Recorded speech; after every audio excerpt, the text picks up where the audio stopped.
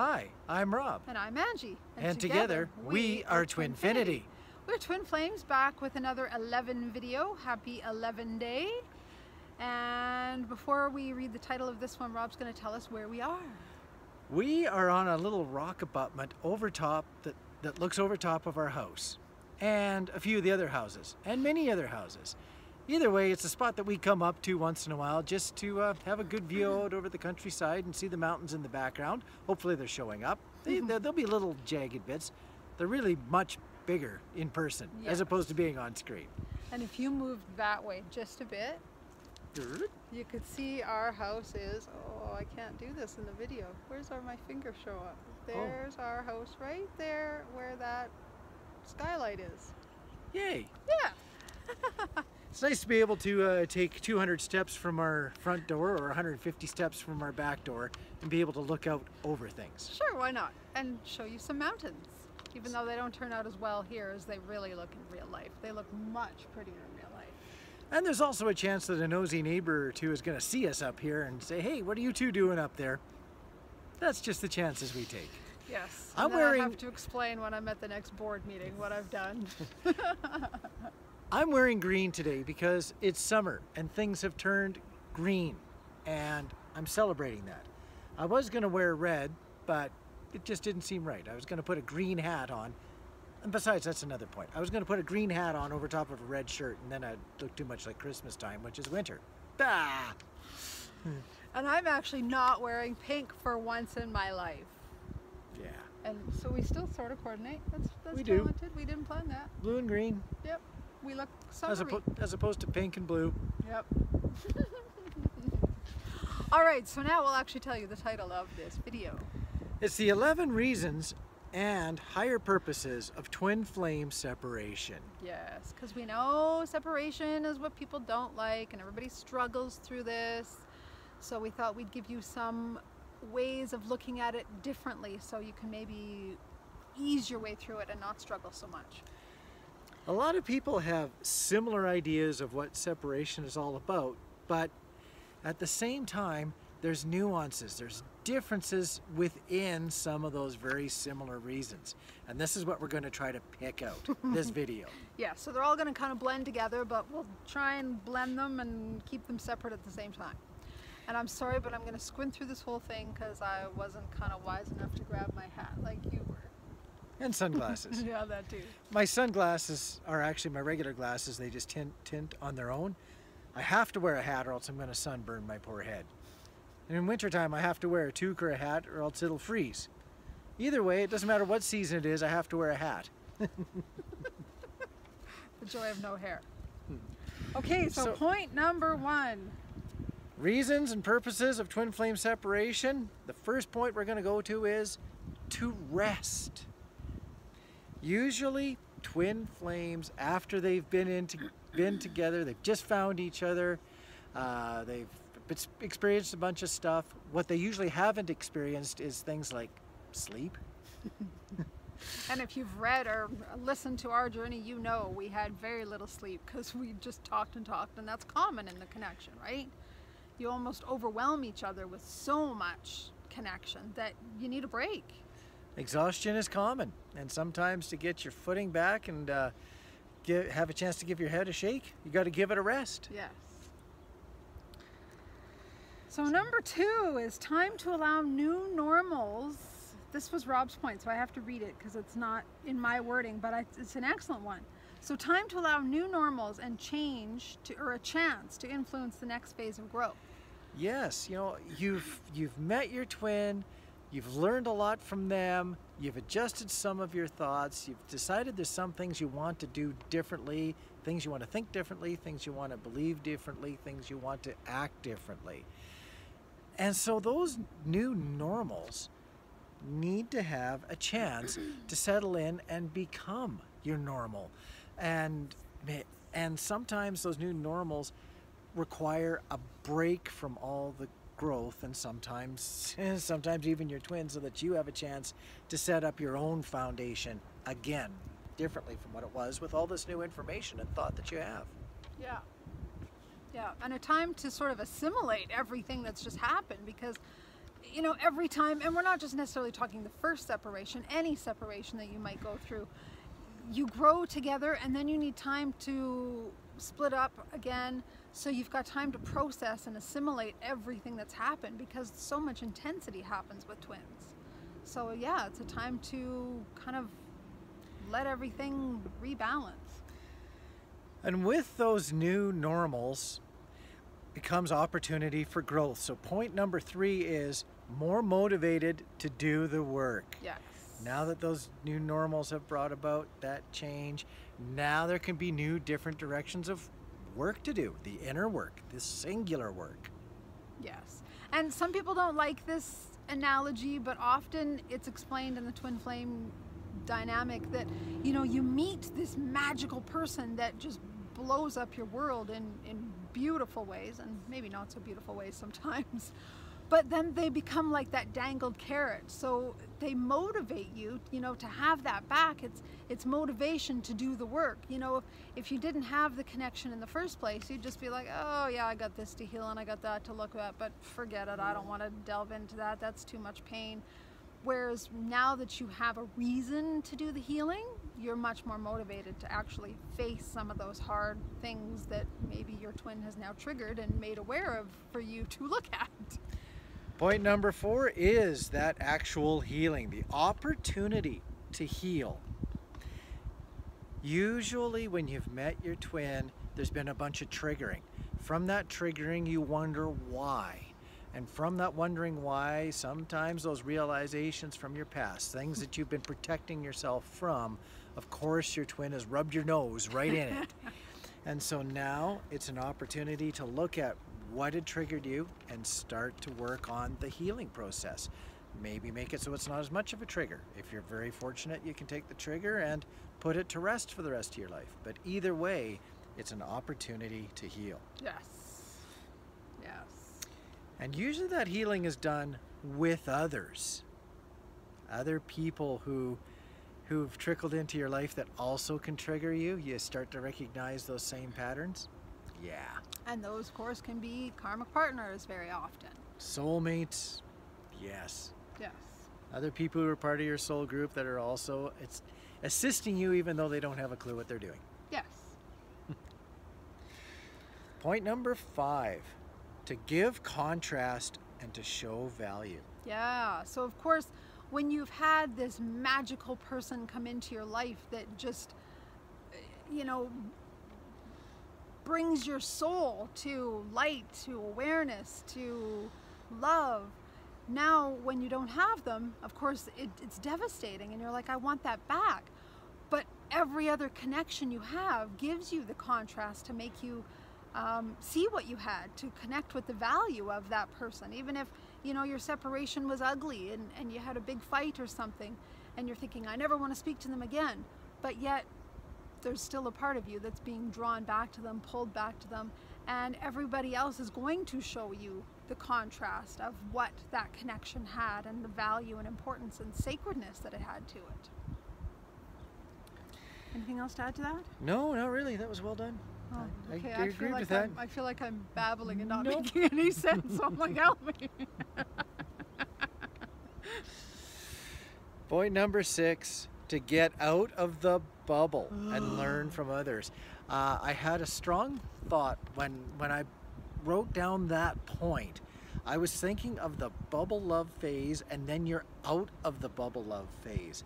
When you're in the bubble love phase, there's very little outside influence that gets to you. But in the meanwhile, you're learning and growing. So if you get out of the bubble, you've stepped into separation.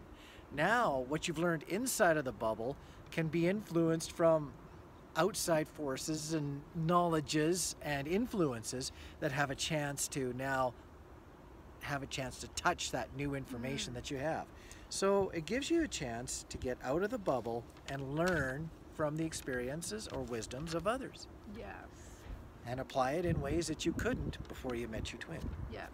And because you're not in the bubble, you know, often the bubble phase only happens with the twin flame. I mean, it can happen with others, of course.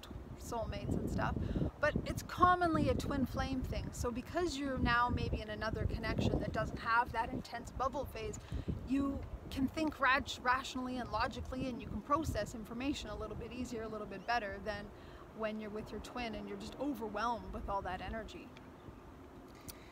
Point number 7, the opportunity to grow without interference.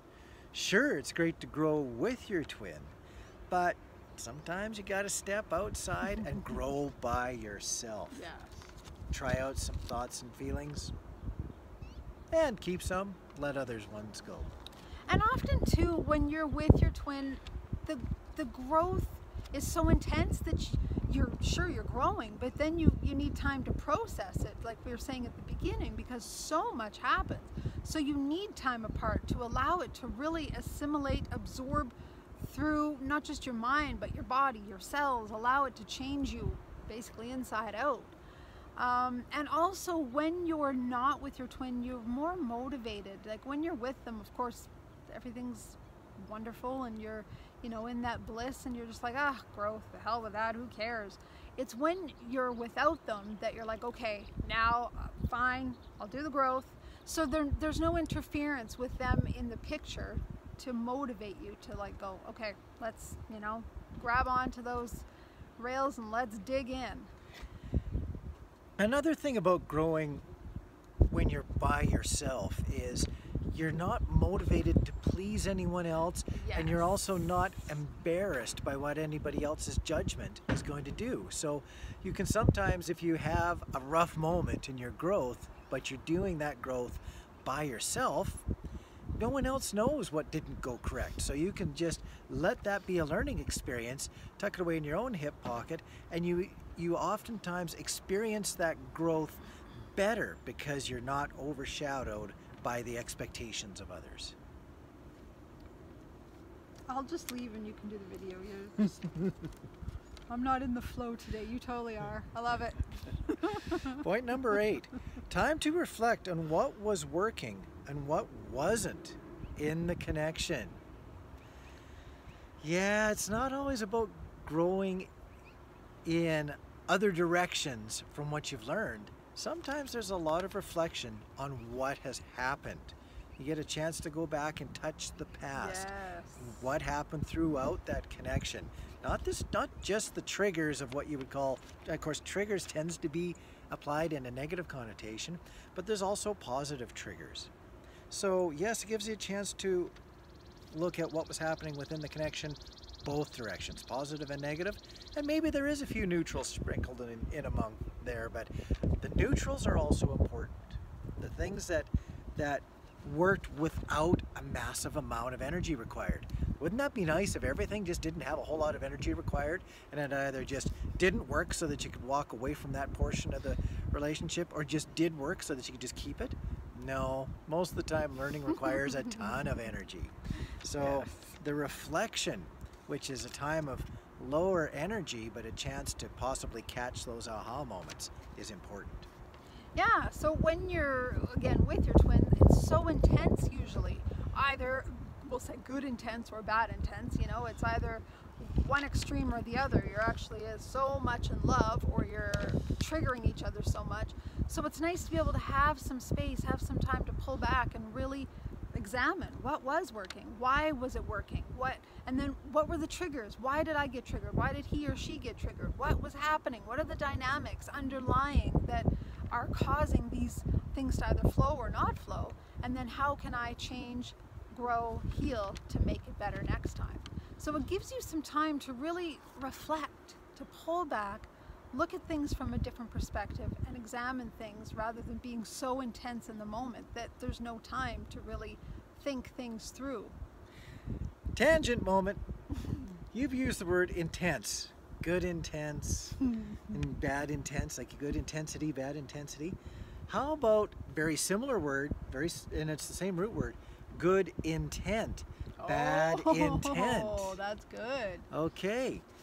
Things like control being, let's say, a bad intent, or a good intent, trying to smother and help somebody all at the same time, trying to steer them and help them as best you can. This is where intensity tends to come from. Things get intense when there's a lack of alignment, but there is an attempt to still be aligned. Intensity can almost bridge over to stress. Yes. Because it usually does in this connection. But usually it's the intents that start the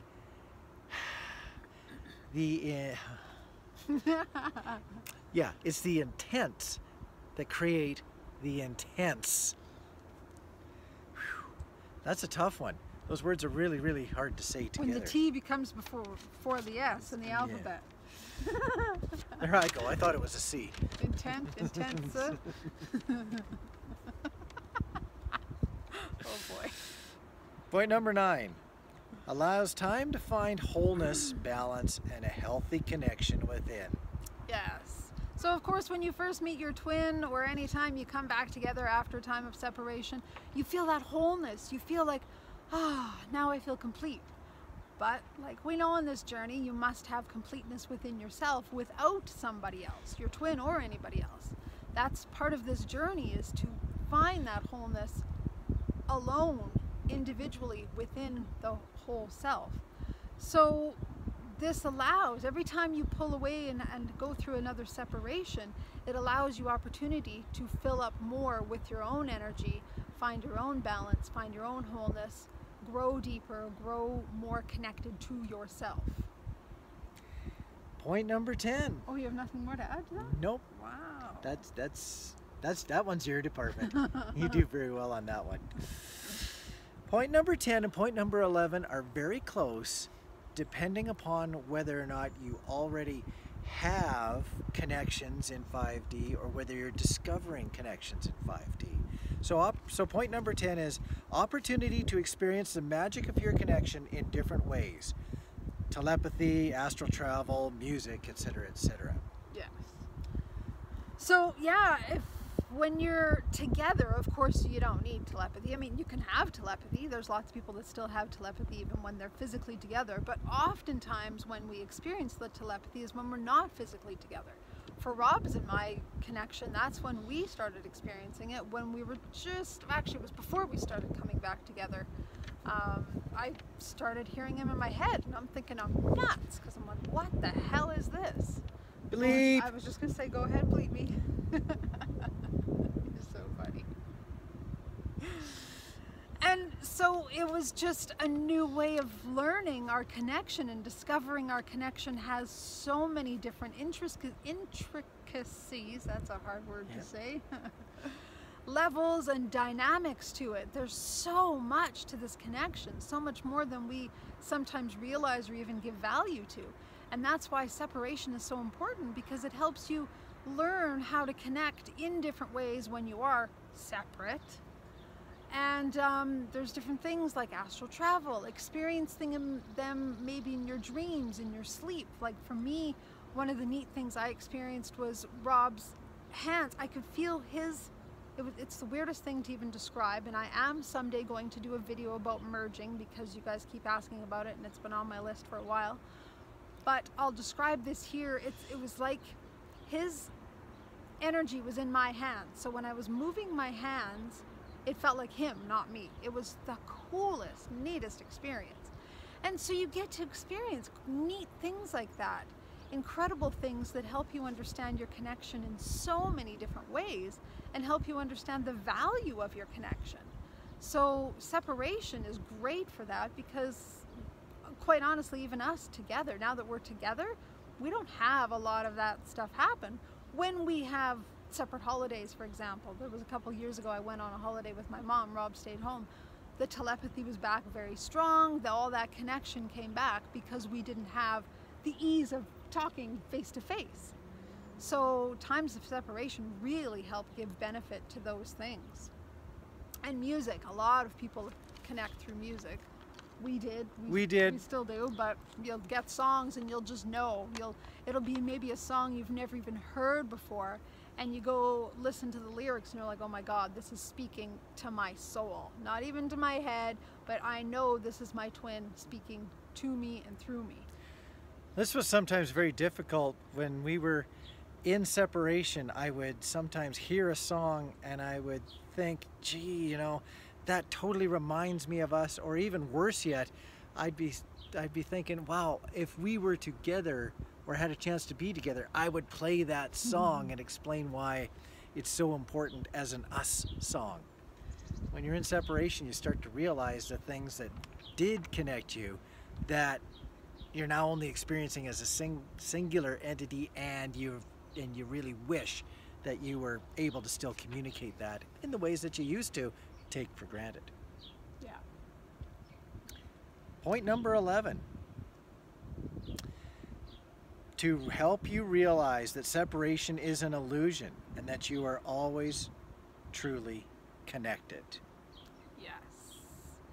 So that's one of the biggest pieces of this journey, is to know that there is really no separation. Separation is nothing but an illusion. Just because you're not together physically, it doesn't mean you can't experience connection, union, all of the things that happen in union can happen even if you are not physically together. We've shared this in other videos and we'll share it again. We know a couple people whose twin has passed over. They are now on the other side of the veil in spirit, and yet they're still in union, and they experience union just as much, just as intense as we do, being together physically. So it's when you can really understand what the connection is in a divine way. It's one soul in two bodies. But because you're in two bodies, it doesn't mean you have to be physically together to experience union. And it doesn't mean that you're in separation just because you're not together physically.